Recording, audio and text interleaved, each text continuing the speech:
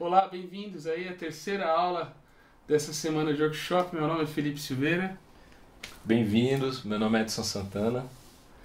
e a gente vai falar aí mais coisas sobre o tópico de harmonia.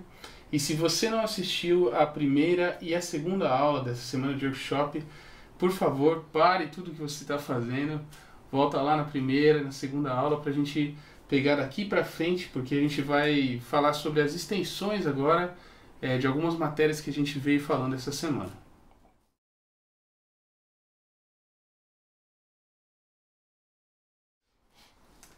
Bom, uma das coisas que a gente havia divulgado aí com relação a esses 3 dias de workshop é que nós iríamos passar um conteúdo de base bem sólida com relação à harmonia.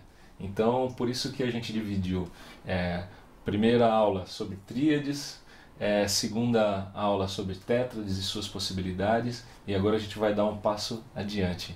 Então, eu e o Felipe, a gente acredita que tendo esse alicerce, né, essa base, você tem aí uma boa sustentação, um bom subsídio para que você possa, depois desse material, daqui para frente, escolher fazer suas decisões aí com relação a outros tipos de ferramenta harmônica ou melódica.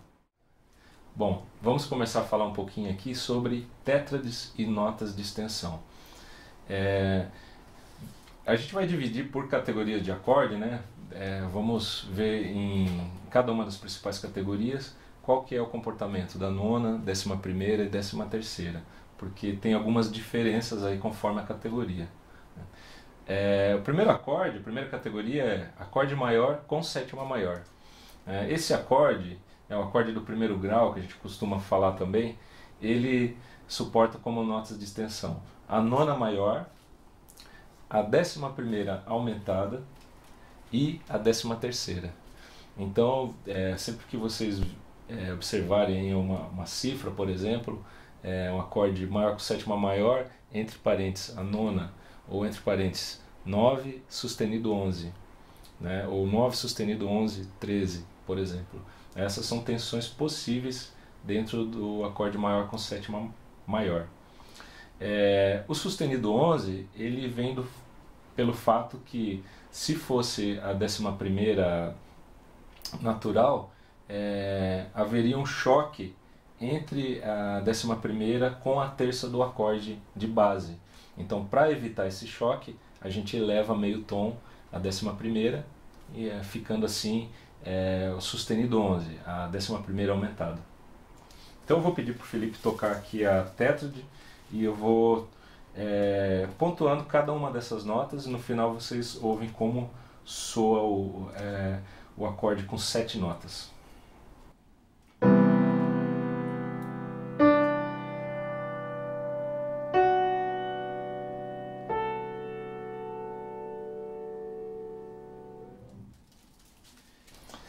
Um músico ele tem total liberdade dentro dessa linguagem da música popular de interpretar, por exemplo, uma cifra, né, uma cifra num songbook ou num real book, por exemplo, e escolher entre uma ou duas ou até mesmo 3 dessas extensões para distribuir aí numa constituição de acorde, né? Então, mais para frente a gente vai falar um pouquinho mais sobre isso, de como você omitir determinadas notas para acrescentar outras. Vamos passar então agora para o acorde menor com sétima menor. Esse acorde ele é muito parecido com o acorde do primeiro grau, né, no comportamento das extensões, só que com a exceção de que a 11ª, nesse caso, ela não é aumentada, justamente por você não ter o choque de nona menor, né, que haveria no acorde maior entre o Mi e o Fá. Agora, como o acorde é menor, a gente está dando exemplo em Dó, então o Mi é bemol, então não tem problema do Fá ser natural.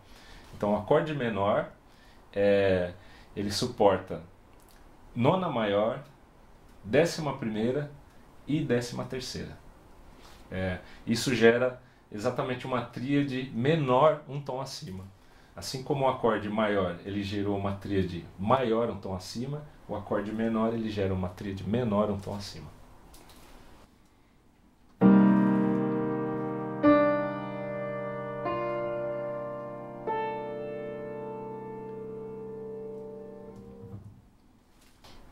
agora vamos falar um pouquinho sobre o acorde meio diminuto. O acorde meio diminuto, ele é cifrado muitas vezes como um acorde menor com quinta bemol. Então já falando sobre uma situação aí da prática, né, de ler uma música com melodia e cifra, por exemplo, ele aparece muitas vezes com essa cifra ou aparece com aquele círculo cortado, né, simbolizando que é um meio diminuto. Esse acorde ele suporta como notas de extensão a nona maior, a 11ª e a 13ª bemol. Então ele tem uma tríade diminuta um tom acima. Vamos mostrar aqui.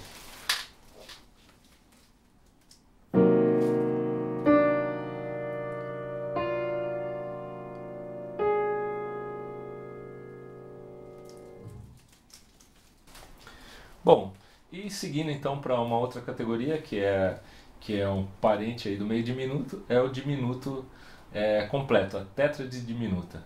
Então, assim como o meio diminuto ele tem como cifra o círculo cortado, círculo interrompido, o diminuto ele é cíclico. Então, um jeito de cifrar o diminuto é o próprio círculo, né, representando essa simetria de terças menores, que é o que caracteriza o acorde diminuto. O diminuto ele suporta 4 notas de extensão, né? São as 3 primeiras as mesmas do acorde meio diminuto e uma quarta que é a 7ª maior, né? Então o diminuto ele tem como característica que as notas de extensão elas vão gerar exatamente um diminuto completo, um tom acima, né? Ou seja, o diminuto, como vocês vão observar agora, ele suporta como notas de extensão uma nota, um tom acima de cada nota da tétrade diminuta.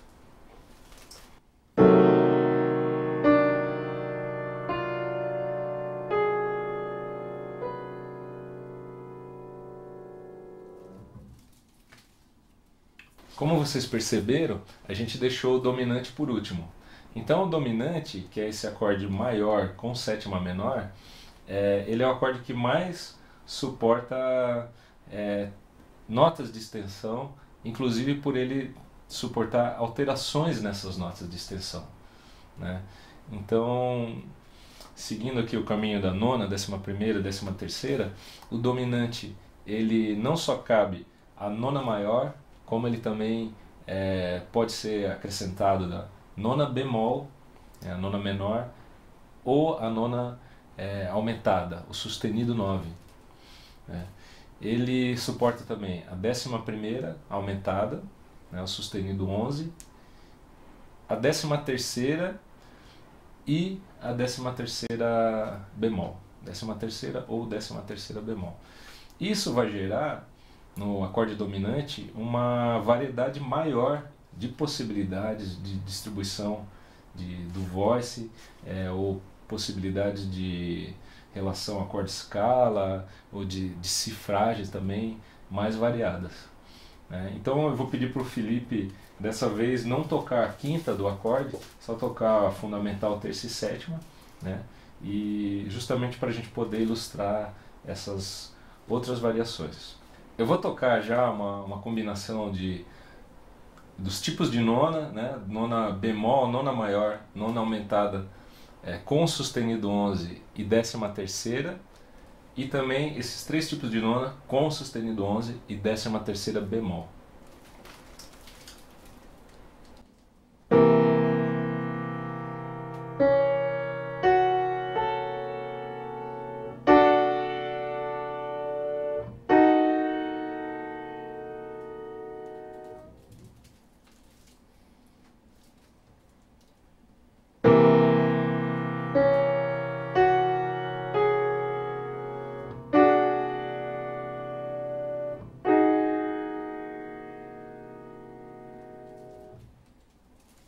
Bom, a distribuição dessas notas de extensão, a espacialização delas aí no teclado do piano, ela permite bem mais variedades, né? Como você tem três notas, né, que são a nona, 11ª aumentada e o 13.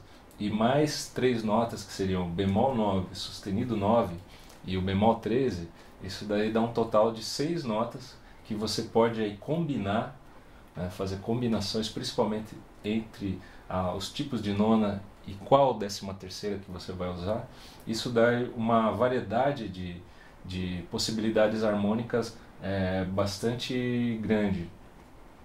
Então eu sugiro que vocês pratiquem essas distribuições colocando fundamental mais notas guias na esquerda, né? Fundamental, terça e sétima ou sétima e terça, e procurando combinações com uma nota de extensão e de repente outras notas da base do acorde, ou duas notas de extensão, ou até mesmo três notas de extensão, procurando essas variações aí do que tipo de nona, com qual tipo de 13ª usar.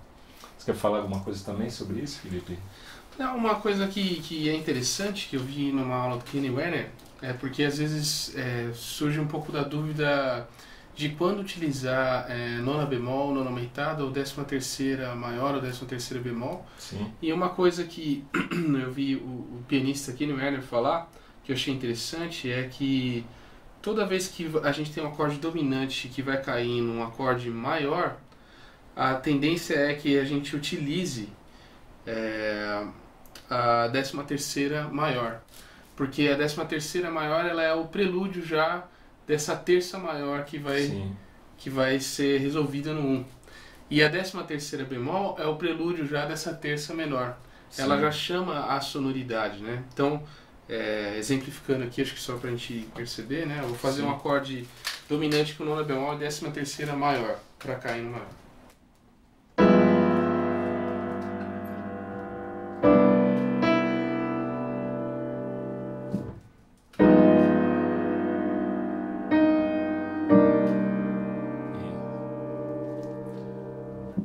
Então acho que essa foi uma solução que me explicou muita coisa que eu não sabia nem dizer por que era normalmente assim, né?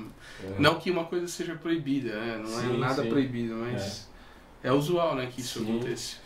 Eu acho que a base disso está até na origem das escalas, né? A própria escala maior, escala menor, ela tem já essa 13ª contida, né? Tem a nona bemol, tem a 13ª, enquanto que a escala diatônica maior ela vai fornecer no acorde dominante a nona maior, a 13ª natural, né? Muito legal. E uma coisa que eu acho que é legal de a gente conversar também é que,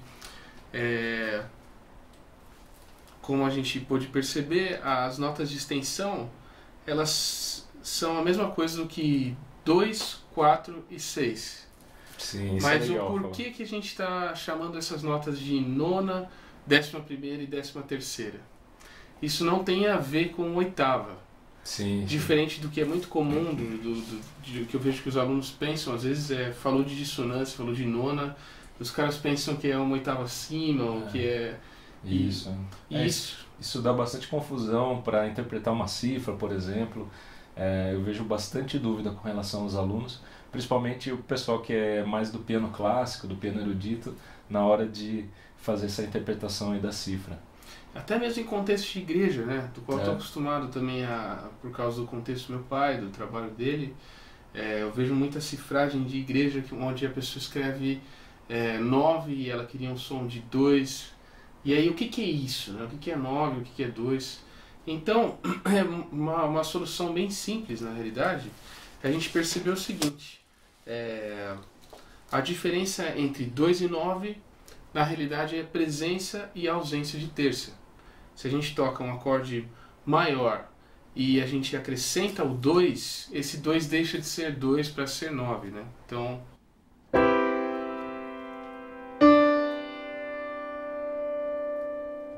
esse acorde, mesmo que eu toque essa nota Ré no meio da minha tétrade, ela virou nona, porque eu tenho presença de terça. Agora, se eu tocasse esse mesmo acorde e tirasse a terça, eu teria um 2 ao invés de um 9. Legal. E aí a diferença entre quarta e 11ª, Edinho? A quarta e 11ª, elas a diferença vai seguir o mesmo padrão que o Felipe estava falando, né? Se você tem a terça, mesmo que você coloque a quarta nota em relação à escala, né, a quarta justa no caso, ela passa a ser chamada de 11ª.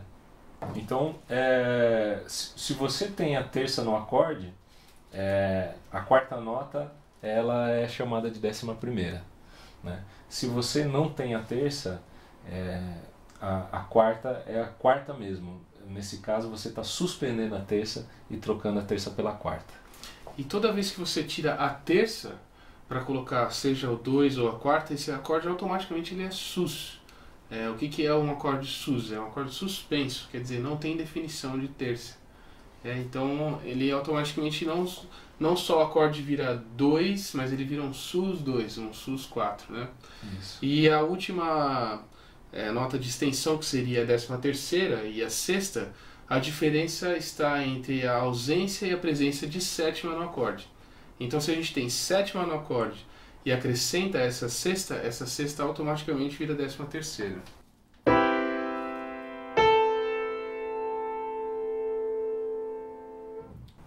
Então nesse caso a gente tem um acorde maior com sétima maior adicionando a 13ª. Agora substituindo substituindo a sétima pela sexta, aí a gente tem a sexta e não a 13ª, né?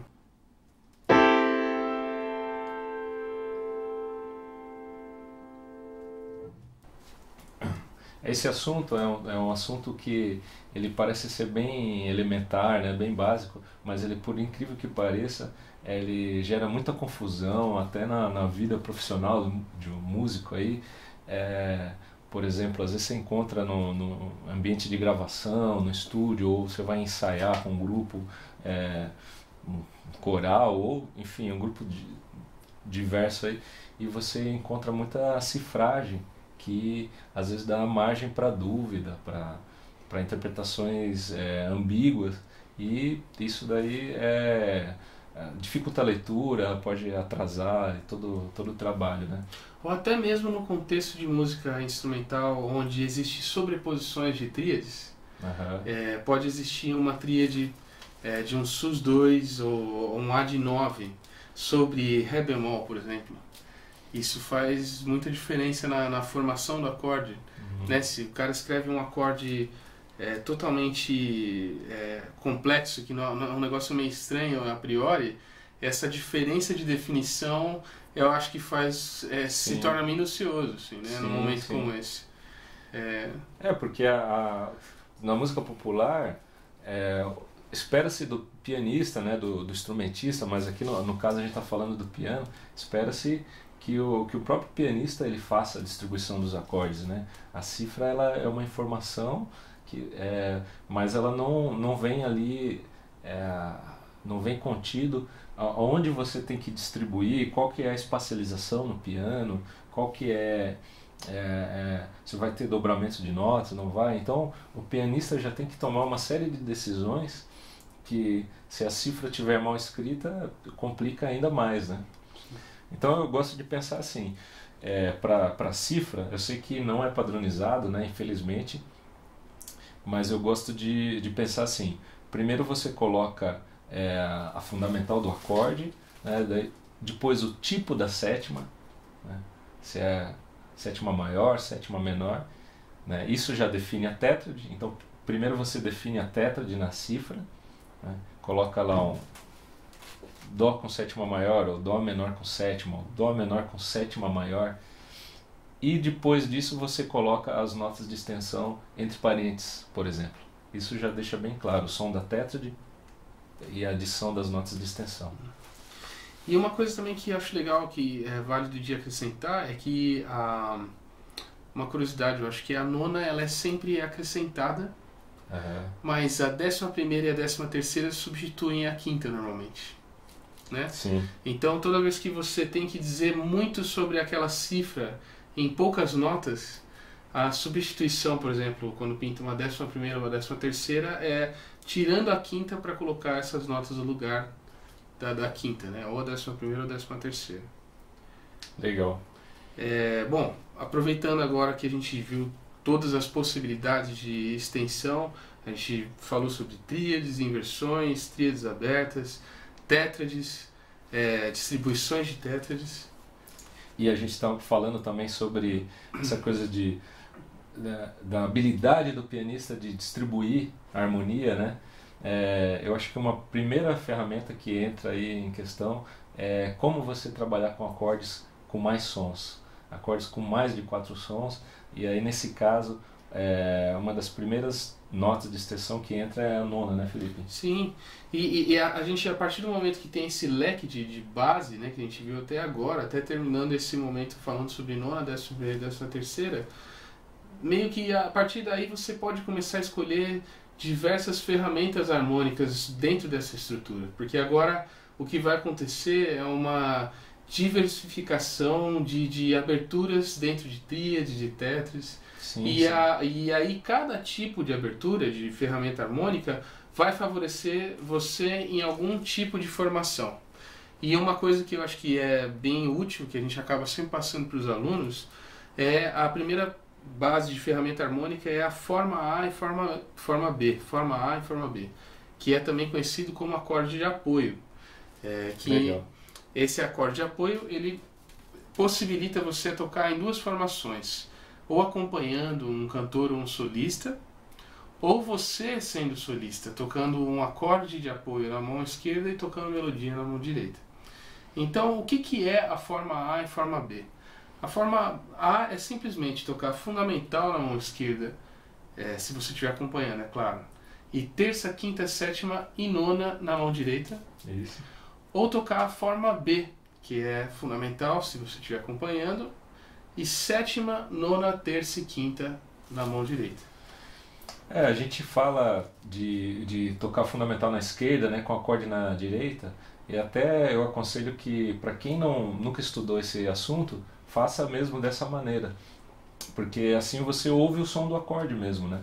Porque esses acordes eles também são chamados de left hand voices, né? Acordes para mão esquerda, ou estruturas para mão esquerda, e eles foram muito usados aí pelos pianistas de jazz, né? Wynton Kelly, Bill Evans, por exemplo, né? Ahmad Jamal, foram só para citar uns nomes aí de alguns pianistas que utilizam bastante, O né? próprio Tom Jobim, né? O próprio Tom Jobim.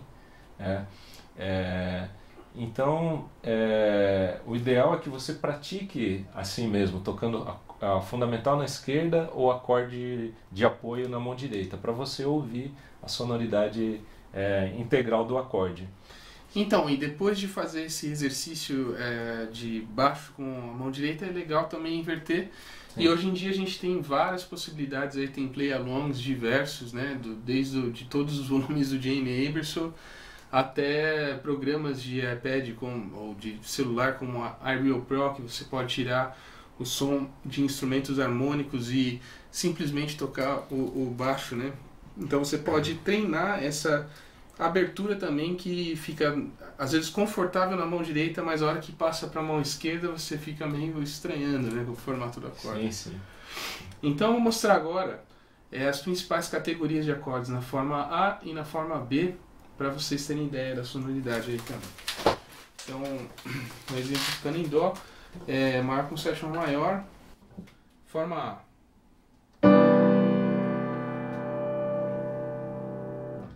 Forma B. Dominante, forma A. Dominante, forma B. Menor com sétima menor na forma A.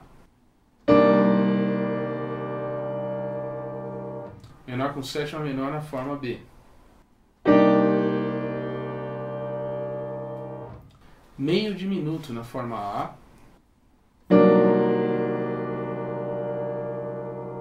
Meio diminuto na forma B.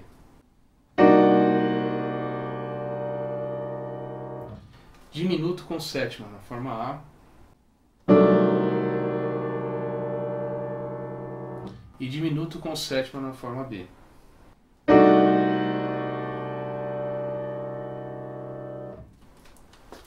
Bom, diante dessas 5 categorias de acordes principais, é interessante a gente falar sobre o uso do encadeamento de 2-5-1, né? Sim. Normalmente usa-se esse tipo de harmonia de apoio intercalando forma A com forma B, né? Então aí entra aquela questão que a gente já começou a falar lá na primeira aula, ou no segundo dia de workshop, onde a gente falou sobre notas estruturais, notas qualitativas, né? A terça e a sétima, que são as notas guias, elas fazem um encadeamento muito sutil ali quando você tem harmonias que andam pelo ciclo das quintas, por exemplo, ou das quartas, né? Como é o caso de uma das progressões mais utilizadas, que é a progressão 2-5-1, né? Então sempre quando você tiver esse tipo de progressão, você vai ter um encadeamento mais suave aí entre os acordes, revezando forma A com forma B, né? Então ou você começa pela terça, né, como a nota mais grave do acorde, ou começa pela sétima. Então, e esse encadeamento ele vai sempre revezar. Terça vira sétima, sétima vira terça. Eu vou exemplificar agora para vocês o encadeamento de 2-5-1 para um acorde maior, e começando pela forma A, e depois o encadeamento de 2-5-1 para um acorde maior, começando pela forma B.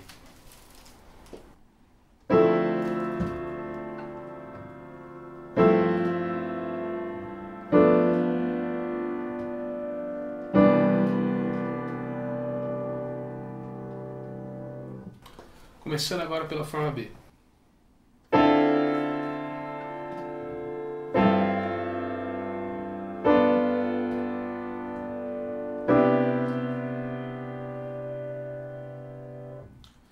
Agora é o encadeamento dentro de uma progressão de 2-5-1 para um acorde menor. A gente vai ter uma diferençazinha agora, que o 2 ele já não é só menor, ele é meio diminuto. E como a gente conversou anteriormente, vai existir uma modificação da 13ª aí em detrimento do 1, que vai ser menor. Então 2-5-1 menor começando pela forma A.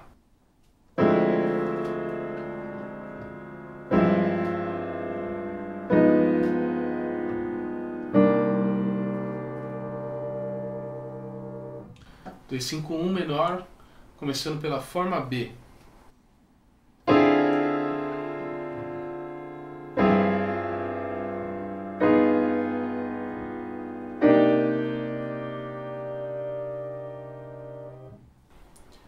Bom, agora que a gente viu as possibilidades aqui de acordes na forma A e forma B, a gente vai ilustrar uma situação. Eu vou acompanhar fazendo o formato de forma A e forma B dentro da harmonia do Só Dança Samba. E eu vou improvisar? Sim. Então,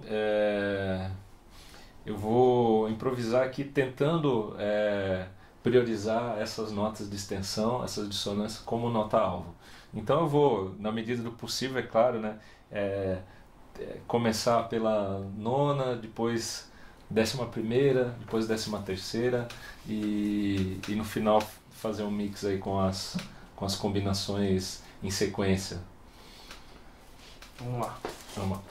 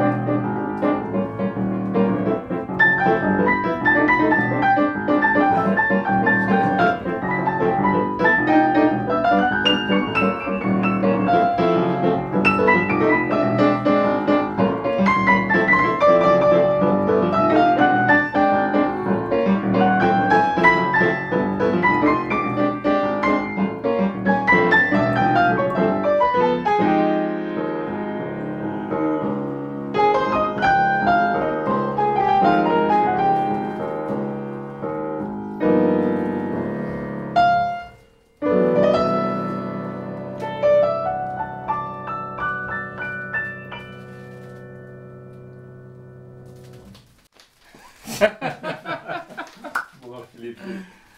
Prazerzaço, mano.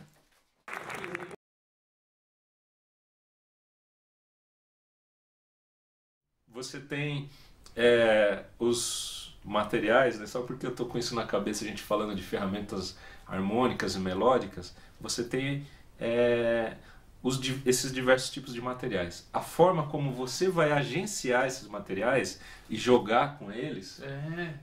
E quanto mais coisas você souber, mais liberdade você tem de expressão, né? Isso que é o legal do estudo, né? Tipo, quanto mais coisas você aprende, mais você possibilita o momento de expressão. Sim, né? sim. Tipo, pô, eu queria trazer isso aqui, então a minha mão está apta, a minha mente está apta. Sim. Isso que é o legal do estudo e que é fascinante, não tem fim. Te dá liberdade. Eu acho que todos nós, a gente... A capacidade da música, a magnitude da música, no sentido dela ser infinita, é uma coisa poderosa, né? Então isso é uma coisa impressionante, né?